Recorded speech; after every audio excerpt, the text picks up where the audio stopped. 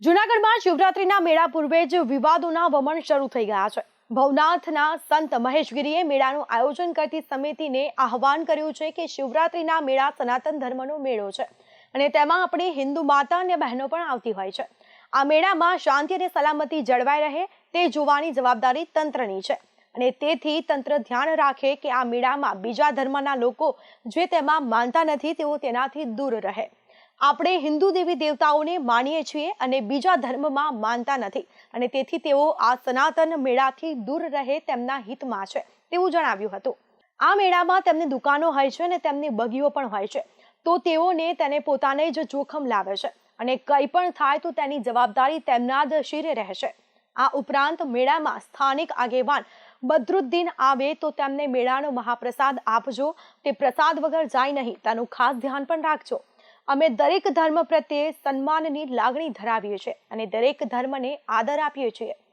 બદલામાં અમે પણ અમારા ધર્મ પ્રત્યે સન્માનની ભાવના જળવાય તેમ ઈચ્છીએ છીએ અને તેથી જ શિવરાત્રીના આ મેળા રાબેતા મુજબ સારો રહે અને સારી રીતે યોજાય તે પૂરો થાય અને તે જ માટે તત્પર છીએ એમ તેમણે જણાવ્યું હતું। એક નવી વાત ધ્યાનમાં આવી છે જે સંધ્યાગીરી બાપુએ અમને જણાવી કે અસામાજિક તત્વો જે છે એ નાની નાની દુકાનો જે રોડ ઉપર લગાવે એના પાસેથી હપ્તા વસૂલી કરતા હોય છે, એટલે એના ઉપર પોલીસ ખાસ ધ્યાન રાખે। તેમજ ઘણા અસામાજિક તત્વો દીકરીઓની બહેનોની છેડતી કરતા હોય છે, એના ઉપર ખાસ ધ્યાન રાખે અને દર વખતે જેમ અમે આગ્રહ રાખ્યો છે કે આ સનાતન હિન્દુ ધર્મનો મેળો છે, બધા ધર્મોનું અમે સન્માન કરીએ છીએ।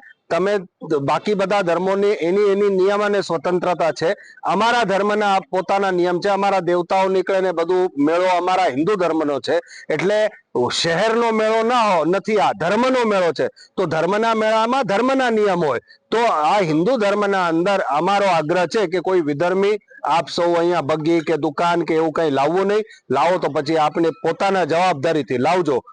બધાએ મળીને આપણે આગ્રહ કર્યો છે, એનું ધ્યાન રાખવું। સરકારને ખાસ વિનંતી કરી છે, પોલીસને ખાસ વિનંતી કરી છે કે ઘણા એવા વિદ્રોહી તત્વો, ઘણા એવા બહારના સાધુઓ અહીંયા મેળો બગાડવાના પ્રયત્નમાં છે, એટલે પૂરી તકેદારી સાથે આ વખતે ધ્યાન રાખવું કે મેળાના અંદર કોઈ પણ એવું ઘર્ષણ ન થાય।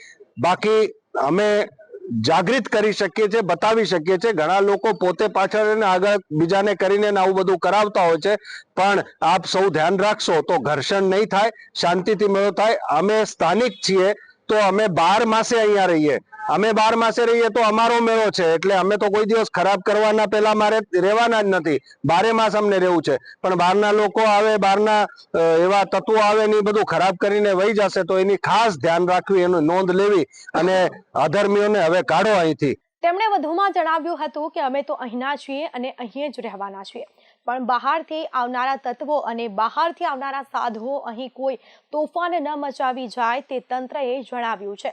ઉલ્લેખનીય છે કે મહેશગીરી અગાઉ કહી ચૂક્યા છે કે આ શિવરાત્રીએ ખરાખરીનો ખેલ થશે અને હરિગીરી અને મારા વચ્ચેના વિવાદનો ફેસલો કદાચ આ શિવરાત્રીએ જ આવી જાય અને તેથી જ આ વિવાદને ધ્યાનમાં રાખીને તંત્ર તડામાર તૈયારી કરી રહ્યું છે। સાધુ વચ્ચેના વાદ વિવાદના સંભાવના પણ તંત્રએ ધ્યાન ઉપર રાખ્યું છે। 26મી ફેબ્રુઆરીના રોજ મહાશિવરાત્રી છે અને જૂનાગઢના ગિરનારમાં શિવરાત્રીના મેળાનું ભવ્ય રીતે આયોજન થતું હોય છે। જૂનાગઢમાં શિવરાત્રીના મેળાને લઈને ભવનાથ સંત મહેશગીરી વિધર્મીઓને લઈને કરેલા નિવેદન સામાજિક આગેવાન ઇમ્તિયાઝ પઠાણે વખોડી નાખ્યું છે। તેમણે જણાવ્યું હતું કે એક સંત થઈને તેઓ જે રીતે નિવેદન કરી રહ્યા છે તે તેમને શોભતું નથી। એક સંત સમાજને જોડવાનું કામ કરે છે, તેઓ તોડવાનું કામ કરી રહ્યા છે। તેઓ કહે છે કે વિધર્મીઓને જૂનાગઢના મેળામાં પ્રવેશ ન અપાય અને તેના જ લીધે મેળાનું વાતાવરણ ડહોળવાની સંભાવના રહે છે। હવે તેમણે યાદ રાખવું જોઈએ કે જૂનાગઢમાં તે હતા તે પૂર્વેથી શિવરાત્રીનો મેળો યોજાય છે। આટલા વર્ષોથી કોઈને કોઈ તકલીફ થઈ નથી, હવે ક્યાંથી વિધર્મીઓને લઈને તકલીફ થવા લાગી? તેઓ એક સંત થઈને કોમી વૈમનસ્ય ફેલાવતું નિવેદન ન આપે, આ તેમને શોભતું નથી। તેમાં પણ જૂનાગઢનો મેળો તો લોકમેળો છે, તે તેમની પોતાની અંગત જાગીર નથી કે કોઈને કહી દે કે તમે ન આવો। આ મેળાનું આયોજન સરકાર દ્વારા કલેક્ટરની આગેવાની હેઠળના તંત્ર દ્વારા કરવામાં આવતું હોય છે, તેમાં ઘણા બધા લોકો ભાગ લેતા હોય છે। આજે તેઓ જે વિધર્મીઓને કાઢવાની વાત કરે છે, તેઓની દુકાનો આ મેળામાં વર્ષોથી લાગે છે, તેઓની જ બગીઓમાં લોકો ફરતા હોય છે આટલા વર્ષો સુધી ન નડ્યા અને આજે તેમને મુસ્લિમો નડવા લાગ્યા. તેઓની જે વાણી સ્વતંત્રતા છે તેવી જ વાણી સ્વતંત્રતા બીજાને પણ છે.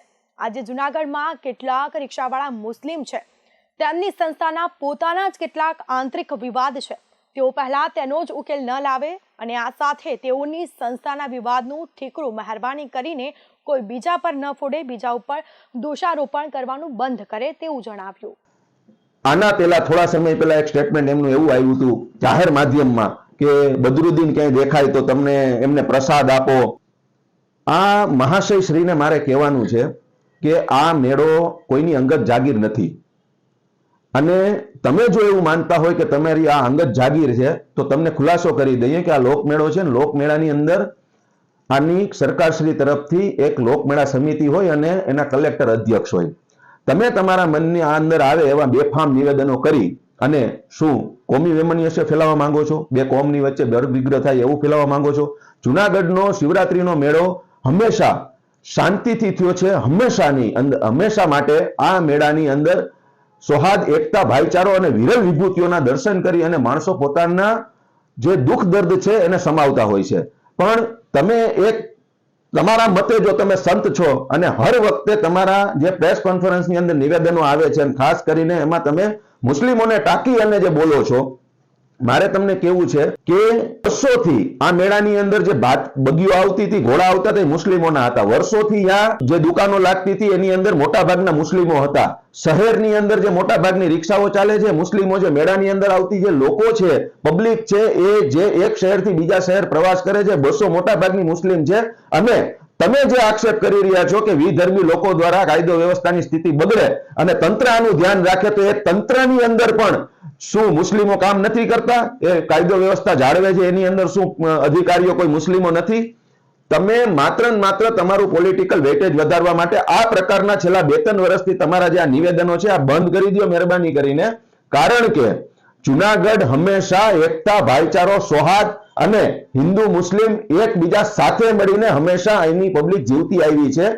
તમે આ છેલ્લા 2-3 વર્ષની અંદર તમારા જે નિવેદનો છે કે તમે તમારી જવાબદારીએ આવજો, પછી કઈ થાય તો અમને કહેતા નહીં, બદરુદ્દીન દેખાય તો એને પ્રસાદ આપજો, આની પહેલા પણ વિધર્મીઓને અહીંયા આવવું નહીં. ભાઈ, તમે શું બહુસંખ્યક અને લઘુમતીઓની વચ્ચે એક મુસ્લિમોનો બહિષ્કારનો એક મેસેજ આપો છો?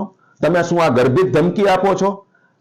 તમને તમારા જે શબ્દો છે શબ્દોની સાથે સાથે જે જવાબ છે હું આપું છું કે આ જુનાગઢ કોઈ આણામાં લાવ્યું નથી કે કોઈની અંગત જાગીર નથી. આ વાત તમે યાદ રાખજો. આ શબ્દ મારે એટલા માટે ઉપયોગ કરવા પડ્યા છે કે વાણી સ્વતંત્રતાનો જે તમને અધિકાર મળ્યો છે એ જ અમને મળ્યો છે. શિવરાત્રીના મેળાના આયોજન અંગે કલેક્ટરે જણાવ્યું હતું કે લોકમેળાના આયોજનની તૈયારીઓ ધૂમધામથી ચાલી રહી છે. આ માટે ખાસ સમિતિ રચવામાં આવી છે અને તે લોકમેળાની તૈયારીઓ પર દેખરેખ રાખી રહી છે. લોકમેળામાં દુકાનદારથી લઈને પાથરણાવાળા ઉપરાંત સ્ટોલ ધારક તથા ખાવા પીવાની દુકાનો ચલાવનારને આઈડી કાર્ડ આપવામાં આવી દેવાયા છે અને આ ઉપરાંત રાઇડ લઈને આવનારાઓને લાયસન્સ આપવામાં આવ્યા.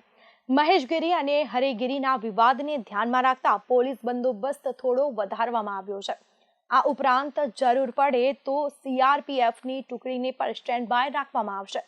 ઉનાળો પણ શરૂ થતો હોવાથી શ્રદ્ધાળુઓને કોઈ પણ પ્રકારની તકલીફ ન પડે તેનું માટે ખાસ આયોજન અત્યારથી જ હાથ ધરાયું છે.